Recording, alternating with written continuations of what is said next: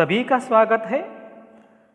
आज हम पढ़ेंगे कक्षा 8वीं का सामाजिक विज्ञान का चौथा अध्याय, हमारे अतीत भाग तीसरा, आदिवासी दिक्कू और एक स्वर्ण युग की कल्पना, और यह उसका दूसरा भाग है।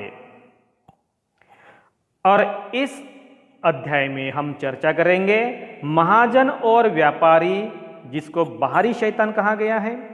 कुछ आदिवासी समुदाय जानवर पालते थे, कुछ लोग एक जगह खेती करते थे, और ब्रिटिश अफसरों की नज़र में गोंड और संथाल समुदाय, इन मुद्दों पर चर्चा करेंगे। दोस्तों, महाजन और व्यापारियों को बाहरी शैतान कहा गया है। अभी महाजन और व्यापारियों को ही ये आदिवासी समुदाय बाहरी शैतान क्यों कहते हैं? देखिए कि जरूरी चीज़ें आसपास उपलब्ध न होने के कारण आदिवासी समुदायों को कुछ लोगों पर निर्भर रहना पड़ता था। तो ये लोग थे जिन पर निर्भर रहते थे, ये व्यापारी और महाजन थे जिन पर आदिवासी लोगों को निर्भर रहना पड़ता था। और यह व्यापारी बेचने के लिए आते थे और भारी कीमतों पर बेचते थे, क्योंकि आदिवासी लोगों को कुछ जरूरत चीज़ें चाहिए होती थी। तो ये व्यापारी उनसे मुनाफा कमाने के लिए, मुनाफा प्राप्त करने के लिए चीज़ें ऊंची दाम पर बेचते थे। आदिवासियों को कर्जा भी देते थे, लेकिन उस पर वह ज़्यादा ब्याज भी मांगते थे, जिससे आदिवासियों का शोषण होता था। और इस शोषण होने के कारण आदिवासी लोग महाजन और व्यापारियों को बाहरी शैतान मानते थे। आदिवासी समुदाय में से कुछ समुदाय के लोग जानवर भी पालते थे और इसीलिए वह चरगाह के रूप में काम करते थे। तो ये आदिवासी समूह जानवरों का पालन करते थे, जैसे मतलब गाय, भैंस, मवेशियाँ, बकरियाँ जैसे होते हैं वो उनका पालन करते थे। और चरवाहे होने के कारण मौसम के हिसाब से वो मवेशियों को लेकर घास वाले इलाकों में उनको जाना पड़ता था, क्योंकि मवेशियों के लिए हरा घास जरूरी होता है। और इसीलिए एक इलाके में मौसम बदल गया तो वहाँ की घास नष्ट हो जाती है, और जिस इलाके में घास पनपती है या हरी भरी नजर आती है उस इलाके में वो लोग चले जाते थे। जैसे कि कुछ इलाके के समुदाय यहाँ बताए गए, जैसे मतलब पंजाब के हैं वन गुज्जर है, वो गाय भैंसों का पालन करते थे। आंध्र प्रदेश के लबाड़िया समुदाय है, वो भी गाय भैंस का पालन करते थे। कुल्लू के है गड्डी समुदाय के जो गडरिये थे, और कश्मीर के जो बकरवाल है वह बकरिया का पालन करते थे। तो इस तरह से भारत के कुछ कुछ इलाकों के आदिवासी समुदाय यह जानवरों का पालन करते थे।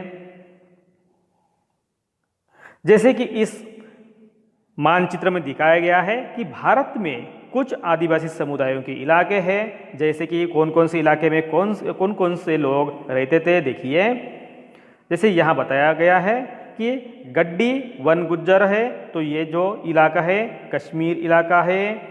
तो इस इलाके में आपको नज़र आते हैं भाटिया है, सहारिया है, भील है, जो राजस्थान के इलाके में पाए जाते हैं। बैंगास, बंजारा, गोंड ये मध्य प्रदेश में दिखाई देते हैं। तो यहाँ भी कुछ पूर्वोत्तर राज्यों में जैसे नागा खासी जैसे समुदाय होते हैं, ये भी यहाँ पाए जाते हैं। तो इस तरह से भारत में विभिन्न इलाकों में विभिन्न प्रकार के समुदाय रहते थे। जैसे कि अगर हम बात करेंगे महाराष्ट्र में बंजारा समुदाय नज़र आ रहा है। गुजरात में वान गुज्जर्स, राठवा जैसे समुदाय नज़र आ रहे हैं। तो इस तरह से अलग अलग हिस्सों में अलग अलग प्रकार के समुदाय वास्तव्य करते थे। और कुछ समुदाय के लोग थे जो एक जगह खेती भी करते थे। जैसे कि 19वीं सदी के पहले ही जनजातीय समूह एक जगह खेती करना शुरू करने लगे थे, और वह हलों का इस्तेमाल करने लगे, जमीन पर अधिकार भी करने लगे। और इस तरह से उनकी जमीन होने के कारण वह आधिकारिक रूप से खेती करना प्रारंभ करते हैं। जैसे कि छोटा नागपुर के मुंडा समुदाय की तरह जमीन पूरे कबीले की संपत्ति होती थी। मतलब क्या है, जैसे कि मतलब एक गांव में जो कबीला होता है, और यह कबीला उनके पास जो भी जमीन होती थी वो सभी जमीन उन गांव वालों की होती थी और उनका समान हक होता था। कुल के सभी सदस्यों को उन मूल निवासियों का वंशज माना जाता था जिन्होंने सबसे पहले आकर जमीन को साफ किया था, और इस तरह से उनके रीति रिवाज यहाँ चलते थे।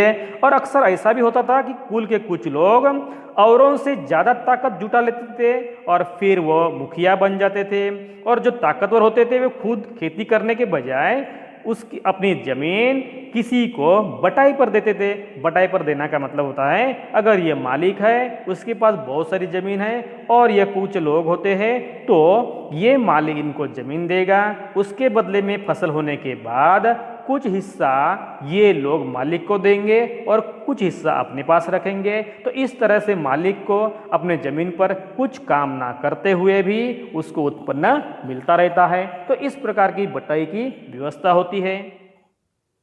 जैसे कि चित्र में बताया गया है कि यह गुजरात के कुछ अंश आदिवासी समुदाय की औरतें हैं, जो भील समुदाय की औरतें हैं। यह जंगलों में जो खेती है वह खेती वो कर रहे हैं, वो ये जनरली चावल की खेती नज़र आती है, और इस चावल की खेती करते हुए यह महिलाएं नज़र आ रही है। यह पूर्वोत्तर के निशी आदिवासियों के गांव में लट्ठों से बना एक घर है। यह लट्ठों से बना हुआ घर है, और यहाँ कुछ आदिवासी व्यक्ति काम कर रहे हैं। जब ये घर बनाए जाते हैं तो पूरा गांव इनको मदद करता है। मतलब क्या होता है कि गांव के लोगों की जो भावना होती है वो एकता वाली होती है, और इसीलिए समुदाय में किसी को भी कुछ काम है तो पूरे के पूरे समुदाय के लोग उस व्यक्ति की मदद करने के लिए आ जाते हैं। तो उनके ऐसे संबंध होते हैं।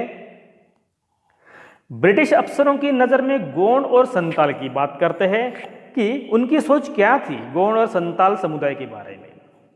शिकारी संग्रह के घुमंतू खेती करने वालों के मुकाबले ज़्यादा सभ्य दिखाई देते थे। तो जो लोग शिकारी करते थे, संग्राहक थे या घुमंतू खेती करते थे, उसके तुलना में एक जगह पर बैठने वाले, एक जगह पर रहने वाले, एक जगह पर खेती करने वाले, स्थायी रूप से जिंदगी बिताने वाले लोग अंग्रेजों को सभ्य दिखाई देते थे। और जंगलों में रहने वालों को जंगली और बर्बर माना जाता था, क्योंकि वो सिविलाइज्ड, जिसको हम सभ्य नागरिक बोलते हैं, उनसे दूर रहते थे। वह समुदाय अन्य समुदाय से वो भिन्न होते थे, और स्थायी रूप से एक जगह होने से अंग्रेजों को राजस्व वसूल करना भी आसान होता था, और इसीलिए अंग्रेजों को लगता था कि इन समुदाय को एक जगह बसाना और उनको सभ्य बनाना बहुत ही जरूरी समझते थे।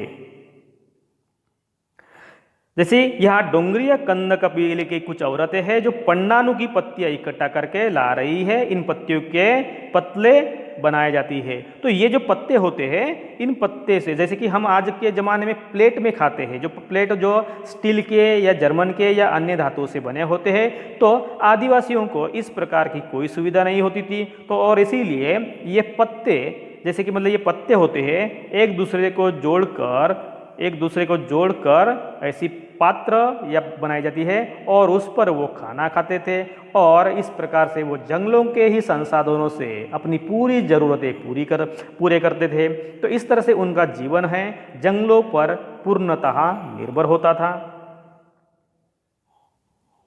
अगला मुद्दा है कि औपनिवेशिक शासन से आदिवासियों के जीवन पर क्या असर पड़े, क्योंकि जब आदिवासी अंग्रेज आने के पहले स्वतंत्र आज़ाद जिंदगी जीते थे, लेकिन जैसे ही ब्रिटिश लोग यहाँ आ गए, उनके औपनिवेशिक शासन शुरू हो गए, उनका अधिकार यहाँ हो गया है, तो उस वक्त आदिवासियों के आज़ाद जिंदगी पर कुछ ना कुछ तो असर पड़े। तो उसकी जानकारी हम विस्तृत से करेंगे। पहला क्वेश्चन है कि जो आदिवासी मुखिया होते हैं कि उनका क्या हो गया। तो ब्रिटिश आने के पहले बहुत सारे इलाकों में मुखियों का राज होता था, और उनको महत्वपूर्ण स्थान होता था, उनको सम्मानजनक स्थान प्राप्त होता था। उनके पास आर्थिक ताकत होती थी, संपूर्ण इलाके पर नियंत्रण होता था, उनके बाद उनके शब्दों के बाहर कोई जाते नहीं थे, उनका शब्द मतलब उनके समुदाय के लिए एक कानून था, और इसीलिए वह ताकतवर होते थे गांव में। उनके पास अपनी खुद की पुलिस भी होती थी, जो गांव में शांति सुव्यवस्था या नियंत्रण करने के लिए उसका इस्तेमाल किया जाता था। वह जमीन एवं वन प्रबंधन के कुछ स्थानीय नियम खुद बना देते, जिसका पालन बाकी लोगों को करना पड़ता था। ब्रिटिश शासन में ये मुखियों के कामकाज और अधिकार बदल गए, क्योंकि ब्रिटिश जैसे ही आ गए तो उन्होंने अपने कानून, अपने नियम बनाए और वह लोगों पर लागू किए।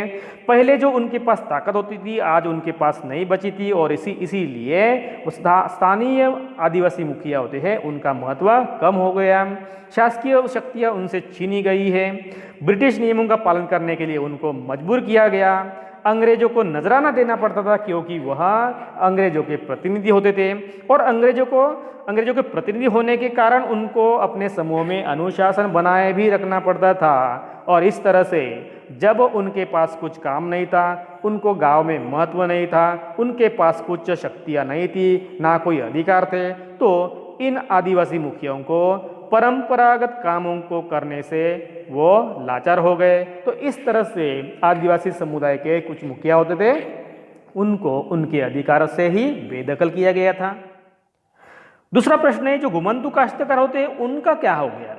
तो ब्रिटिश चाहते थे कि आदिवासी समुदाय स्थायी रूप से खेती करे, क्योंकि उनका मकसद था कि वह आदिवासी लोग अगर एक ही जगह अगर बैठकर खेती करते हैं तो उनके गांव से आसानी से राजस्व वसूल किया जाएगा, जिससे अंग्रेजों की सरकारी तिजोरी में आसानी से राजस्व जमा हो जाएगा।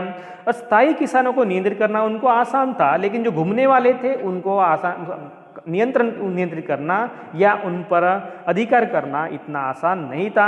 और अंग्रेज शासन के लिए उनको नियमित स्रोत भी चाहिए था, जो पैसों का, जो राजस्व का। जमीन को माप कर प्रत्येक व्यक्ति का हिस्सा तय किया गया और तय किया गया कि किसको कितना लगान देना होगा। तो इस तरह से कुछ किसानों को भूस्वामी और दूसरों को पट्टेदार घोषित किया गया।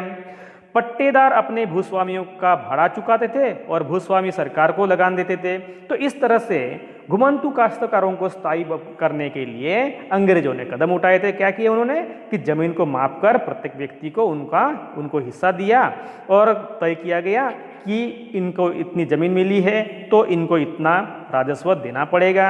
और कुछ किसानों को क्या है, उन्होंने भूस्वामी और कुछ दूसरों को पट्टेदार घोषित किए गए। मतलब क्या है कि वो जमीन के मालिक बन गए और कुछ पट्टेदार घोषित गए, मतलब उनको भी जमीन मिल गई।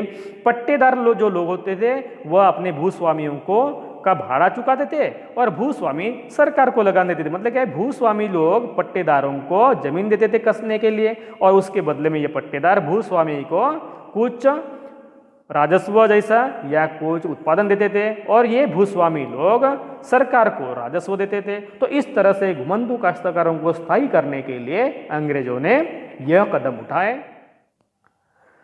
जब यह घुमंतू काश्तकारों के जो आज़ाद जीवन था, घूम घूम कर वो खेती करते थे और उनको बेरोक टोक उनकी जिंदगी चल रही थी, तब अंग्रेजों ने उनके जिंदगी में हस्तक्षेप किया, जिससे घुमंतू काश्तकार और अंग्रेजों में बेबनाव बढ़ गया। तो इनमें एक संघर्ष पैदा हो गया है कि झुम काश्तकारों को स्थायी रूप बसाने में नाकामयाब रहे। जहाँ पानी, जैसे पहले समस्या ये हो गई कि जहाँ पानी कम हो, मिट्टी सूखी हो, वहाँ हलों से खेती करना आसान नहीं था, क्योंकि वहाँ खेती कर ही नहीं सकते थे। और हलों की मदद से खेती करने वाले झुम काश्तकारों को अक्सर नुकसान ही होता था, क्योंकि ये हमने इसके पहले ही देखे थे कि आदिवासी लोग किस प्रकार खेती करते थे कि वो जमीन को कुदेरते थे और ऐसे ही रैंडमली वो बीज बो देते थे। लेकिन यहाँ उनको हलों की मदद से खेती करना पड़ रहा है। हलों की खेती करना मतलब, हलों से खेती करना मतलब क्या है, जानवरों का इस्तेमाल करना पड़ता था। लेकिन अगर वहाँ पानी कम है, मिट्टी सूखी है, तो ऐसे जगह का काश्तकारों को अक्सर नुकसान ही हो जाता था। तो इसीलिए पूर्वोत्तर राज्यों के कुछ झूम काश्तकार है परंपरागत ढंग से ही खेती करने पर अड़े रहे, और जब इनका विरोध बढ़ने लगा, पूर्वोत्तर या कई आदिवासी समुदाय उनके अपने ही तरीके से खेती करने के लिए वो अड़े रहे और उसका वो विरोध करने लगे, तो उनकी बात माननी पड़ी और जंगल के कुछ हिस्सों में घुमंतू खेती करने के लिए उनको छूट दे दी गई। मतलब क्या हो गया है कि जब आदिवासी समुदाय उनका विरोध करने लगे तो सरकार उनके सामने झुक गई। यहाँ एक चित्र दिया गया है कि आंध्र प्रदेश में धान के खेतों का काम करते हुए कुछ आदिवासी समुदाय हैं, और यहाँ समतल मैदान और जंगलों में धान की खेती के बीच अगर हम देखेंगे तो अभी इसके पहले के हम चित्र में देखे थे कि जैसे कुछ जो ड्राई इलाका है वहाँ खेती कर रहे थे, लेकिन यहाँ पानी भरा हुआ है और इस पानी से वो कुछ पौधे निकाल रहे हैं और यही पौधे बाद में उसमें कीचड़ बनाकर उसमें वो बो देते हैं जैसे, तो उसको हम बोलते हैं श्री पद्धति। श्री पद्धति से वो जैसे चावल की खेती करते हैं। दोस्तों आज के अध्याय में यही रुकते हैं। इसी अध्याय का अगला हिस्सा हम नेक्स्ट वीडियो में देखेंगे।